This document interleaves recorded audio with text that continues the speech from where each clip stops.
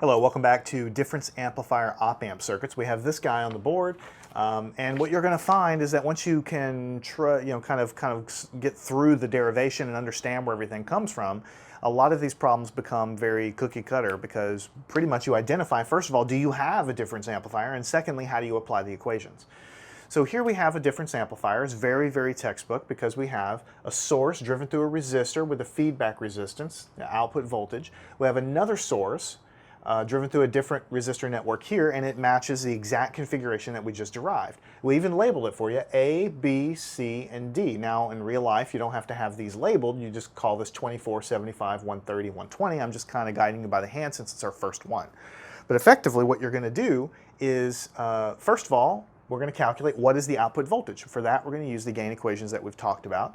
Secondly, we're going to figure out what the input resistance is from VA's point of view, and I didn't actually write it down, but that's VA, so we're going to call this, well, let's just do it like this. Let's change it from the 8-volt source point of view, and let's call this guy from the 5-volt source point of view.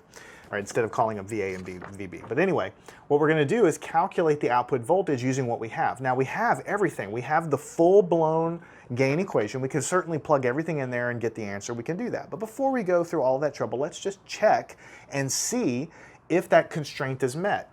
So we can use a simpler relation. Is the ratio of A to B the same as the ratio of C to D? So let's just check it. I mean, it doesn't hurt to check it. You might save a little bit of time. So we're going to ask ourselves, is the following true? Is RA divided by RB the same ratio as RC divided by RD? And if so, then the gain is just going to be this divided by this. It's going to be much simpler. So let's go ahead and see if that's true.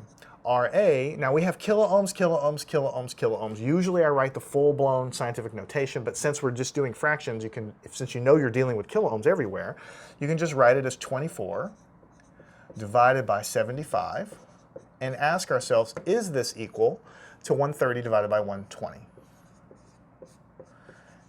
130 divided by 120. You can see the ratio is not the same. I mean, obviously, because this is less than 1 and this is bigger than 1. But when you do the division, you get 0.32, not equal to 1.083. So, because we know these ratios are different, we know that this is not a straight difference amplifier with a common gain. In other words, we're not subtracting these and multiplying by a single number to get the output. We're using the full-blown relation where the 8-volt signal is amplified somewhat, the 5-volt signal is amplified a different amount, and the difference of those is what the output is. So for this, and because of this, we have to use the full-blown relation. And what is the full-blown relation? The output